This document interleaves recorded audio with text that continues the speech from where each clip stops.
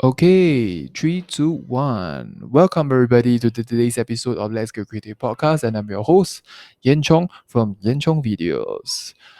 This episode is going to be very short because it's like a bonus episode that I decided to create because it's more relevant to everyone. And I believe, sorry for the setup that is quite messy. I just wanted to kind of like get it out straight away. And there was some community. We have a few communities that's been talking about this whole taboo word non-refundable deposit thing that I wanted to share, and I feel like it's very applicable to everyone right now. On the vendors side and whoever whose couple are now watching could be beneficial for you guys. It's more like an educational thing, but disclaimer before I share. I'm not a legal person. I don't study law. I don't study anything related to it. I'm just sharing my opinion and also our online platforms. Hopefully, this will kind of like clear the air a little bit. I'm not saying who is right, who is wrong at this point in time. I'm just sharing some information that I have. It's based on a US case. I'm not sure whether Singapore enforces it or not, so I'm just gonna put it out there. My job is just to kind of share my insights. I'm not gonna do any conclusion or anything, but here it goes. So basically, there it is. Non-refundable deposit. Technically, is in the US is not really something that you can be enforced. So meaning that even though we put non-refundable deposit, if it's gonna bring into a legal state like a fight, the judge is gonna based on the contract. Another clause will be because the service is not complete or not done at all. So service is not being done, you are not allowed to get the money. So this is one of this angle where the couple got angry. So the wedding planner, but this is not because of the virus. This is, I think, 2 years ago something. The wedding planner suggested to cancel the event because they're not getting married due to some changes. We don't know what's happening. But they kind of write to the planner and ask for the planner to get from the photographer the refund. The keyword here is getting our deposit, which I think they kind of forgot because maybe they signed, they didn't really explain properly. So as the photographer kind of remember that, oh yeah, I should have something that's stated as non-refundable deposit. So he or she sent that version of the copy to them as a reference. And after that, it stated that the 50% of it is actually non-refundable. So the bride was really, really upset about it. So things got ugly quickly. So, and it took about a week to sort things out with the family. It was a real mess. It all boils down to this. He was right. The photographer was right. He knew it. Part of him even suspect that they knew it too. So usually couple already kind of know because I think most of us do the due diligence to explain the clauses. For especially those monetary ones are usually quite sensitive. So uh unfortunately being right is not enough.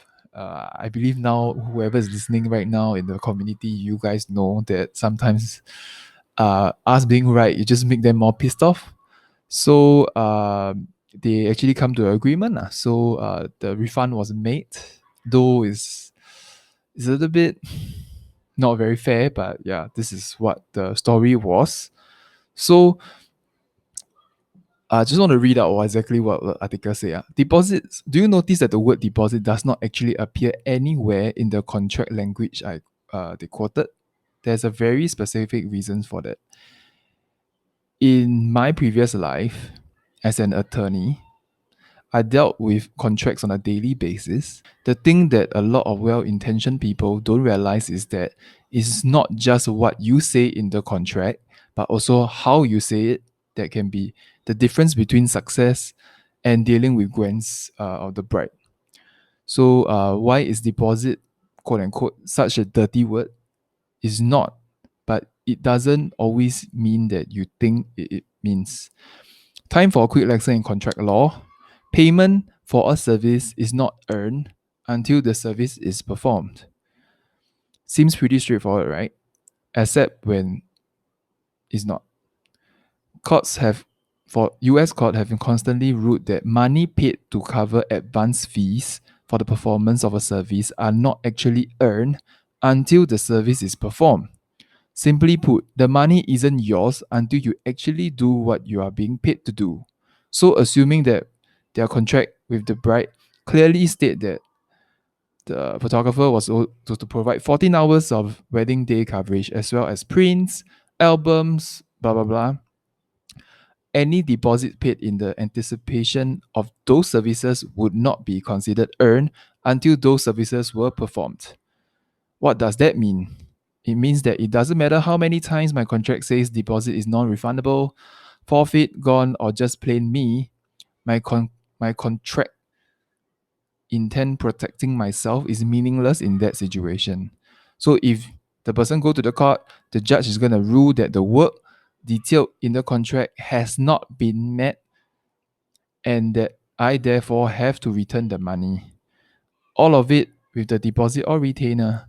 However, I was paid in order to compensate me for the potential loss caused by the bride getting cold feet and cancelling the wedding.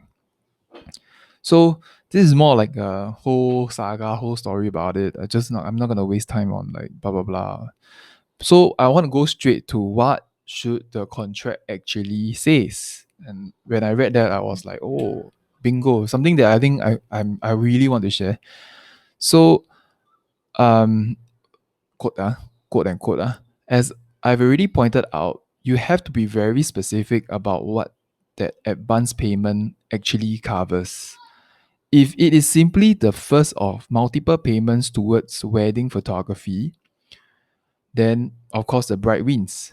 If, on the other hand, we list all or part of it as a payment against losses caused by cancellation, the money stays right where it is in our bank account where it belongs.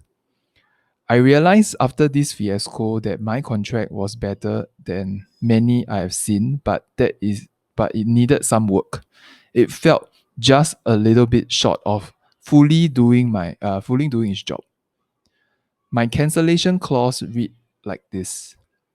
This contract between the photographer and bride shall not become effective until it is signed and initial amount due has been paid. At the time the contract takes effect, photographers shall reserve the date and time agreed upon and not make any other reservations or accept any other clients for said date and time. For this reason, in the event that the bride or the groom or whoever cancels the contract for any reason, all monies paid shall be retained by photographer slash videographer in order to offset its loss of business. I think the main part will be the last sentence. All monies paid shall be retained by photographer slash videographer in order to offset its loss of business. So this is why in legal terms, if you're gonna write in that way, I feel that the coverage is much wider. And I feel that it helps us as vendor to better explain in future if such things happen. Because if you're gonna say there is act of God or force majeure or something, that's the word that they use. It's not really, because it's really act of human. It's not really an act of God. Is the disease is caused by humans. So really enforcing it just doesn't make sense. Because the act of God is really like natural disaster and stuff, and the virus is not really natural per se. So I guess this sparked a little tension between vendors using the word and couples saying that it's not. So I guess this is the best way of making us think about how our contract, how it's worded. I think it's the approach that how we word our contract that affects the couple or us the most. So, okay, apart from the contract and stuff, other things to keep in mind that it's not just about shooting the technical side and deliver stuff. And I feel that this virus thing has taught us a very good lesson about service, about the way we portray ourselves, the way that we can educate our customer, this is the right time to reflect and really understand like why we shouldn't take it for granted when we have time to explain the clause to them. Because things like this, when it happens, it becomes really ugly. And even if you when they manage to get the refund, they won't be happy. Like end of the day, they will be still pissed. So even if you now it's like even if you do the due diligence, right? And after the whatever they have like fight back and stuff, it becomes really pointless. And they will never trust vendors like us. So it's really about having some empathy, but then it also must be a little bit logical. I understand that huge chunk of our livelihood is based on the deposit that's being paid. So I guess it's our due diligence to also educate them and also make sure that we know our clause well enough so when things like this happen, the couple will totally understand so that they won't try to make a big hoo-ha, create some blacklist, whitelisting.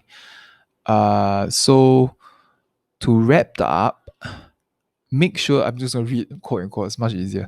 Make sure that your interests are fully and adequately protected. All it takes is one bad experience to learn that the non-refundable deposit is nothing but a mythical creature, much like unicorns, werewolves, and Bigfoot. But not dragons. Dragons are definitely real. Trust me, I'm a lawyer. So I hope this helps, and I'm just making it short and sweet so that everybody can just understand. I can just churn it out.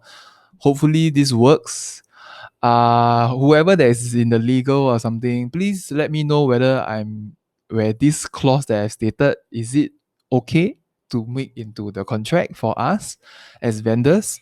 If for those that have loyal friends, please share this to them, please share this video to them, let them know how does it work, does it really help us in that sense. And if you have anything that you can let me know, comment, let me know. This is just part of this season one thing.